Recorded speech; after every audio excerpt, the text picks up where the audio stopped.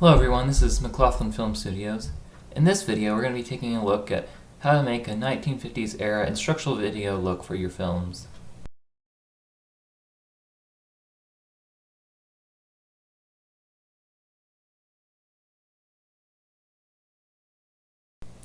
Alright, so first off, why am I doing this? Well, I made a satire video for my school's journalism program, and the kind of theme I was going off to make the satire was a 1950s era instructional video. And so part of that, I tried to create kind of the look of what a 1950s era film would look like. Now, there's a lot of diversity actually, and I actually went through this book. It's called Change Your Underwear Twice a Week, and it's a book on basically a collection of different instructional videos. And if you look at this book, it has a lot of different screenshots from different 1950s era instructional videos. And if you look through it, you'd see that there's actually a lot of diversity in terms of color, look, stuff like that. There's black and white, but there's also color. Basically, every video looks different. So really, there's a lot of diversity in terms of what you can go for. But I decided to go kind of a mixture of what most of the films kind of look like.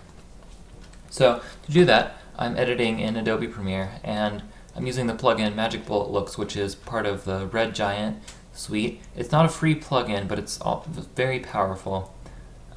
So it definitely, if you want a full look, definitely worth investing in. I'm also using a couple free plugins from Red Giant, which are part of their Universe free plugins. And yeah, that's about it.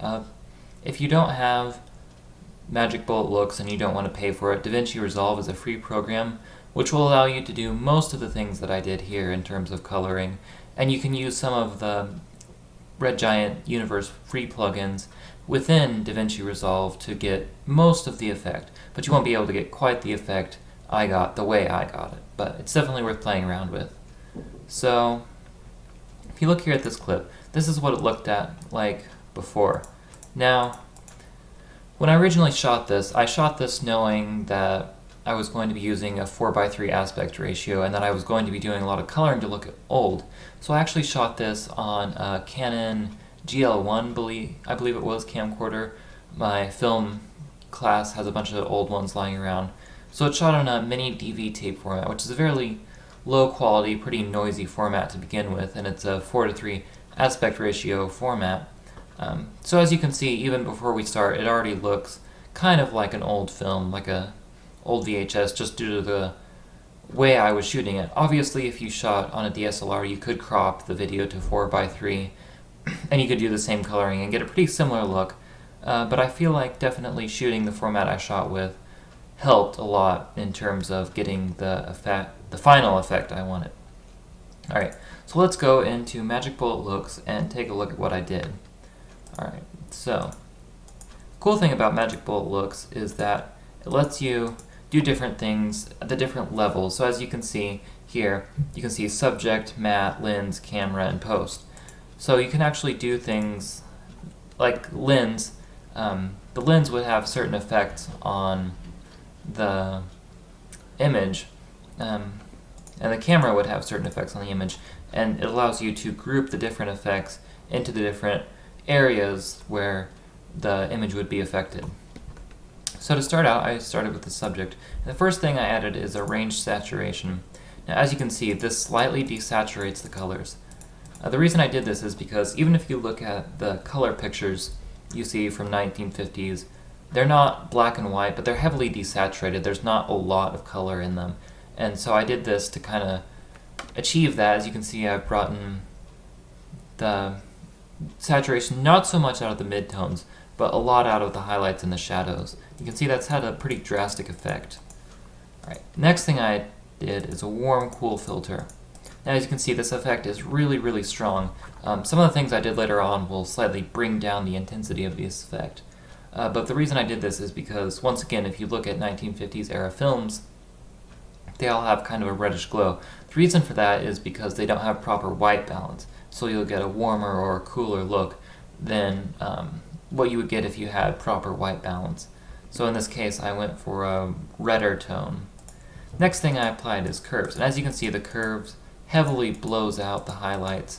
It's blacking out the blacks and whiting out the highlights.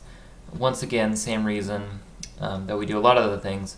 Quality on the VHS or the similar tapes, the dynamic range isn't as good. So by adjusting the curves like this, basically we're just limiting the dynamic range that we would get. The next thing I applied is a chromatic aberration. Chromatic aberration is basically, as you can see, it kind of blurs a little. What it's doing is it's taking the reds, the greens, and the blues and basically separating them. If you look at the scopes, you can see, especially the greens and the reds, their intensity changes. What's happening is the greens and the reds and the blues are all shifting from each other. This is an effect you get from low quality lenses. And actually most lenses you get this effect to some degree, but lower quality lenses will get it much worse.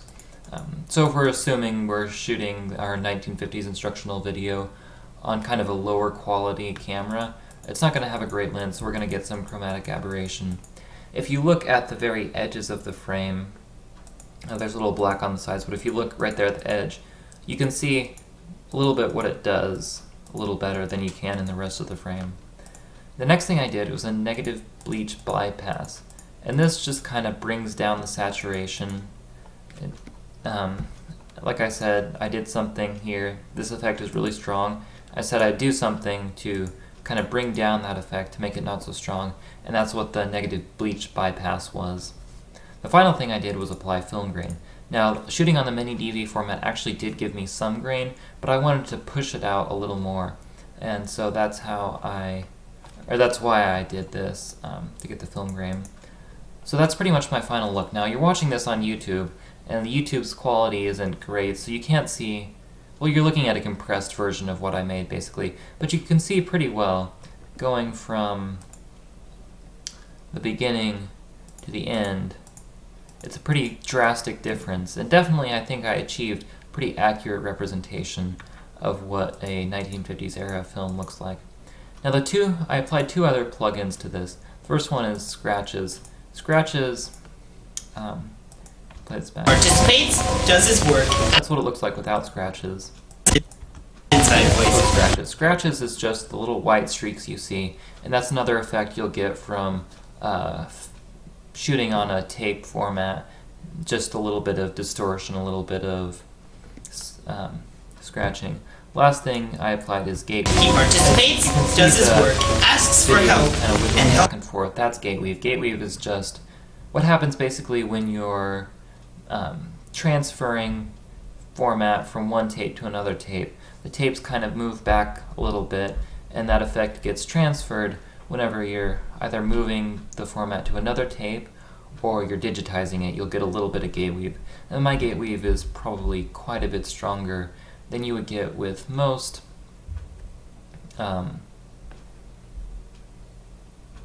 formats. Most movies wouldn't have quite so bad gate weave, but I just felt like applying a little stronger.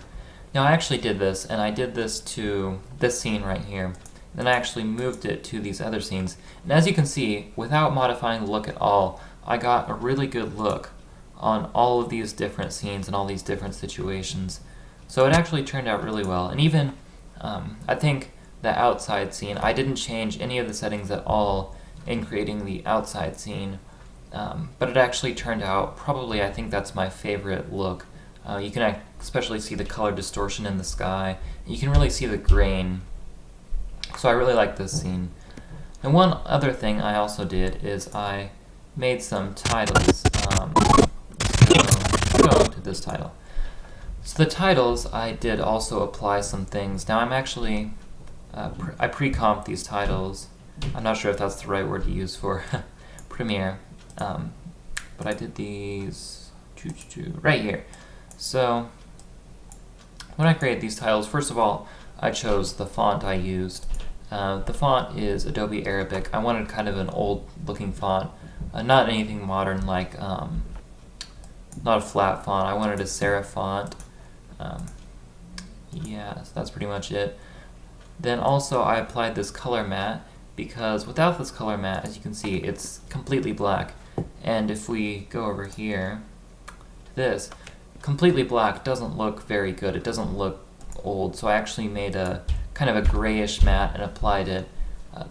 As you can see in the final image, it looks a lot better with that gray matte. Another thing I did is to the text actually applied a Gaussian blur. And that's another effect you would get from old film, is things would get blurred a little. So I didn't really want that super sharp, crisp text, so I blurred a little just to give it kind of a older effect. Also, to the title, after I created the title and I brought in the comp, I also applied the Magic Bullet looks, again, the scratches, and the gate weave. So I applied all the things I applied to the other clips to the title clips. And that's pretty much it for this video.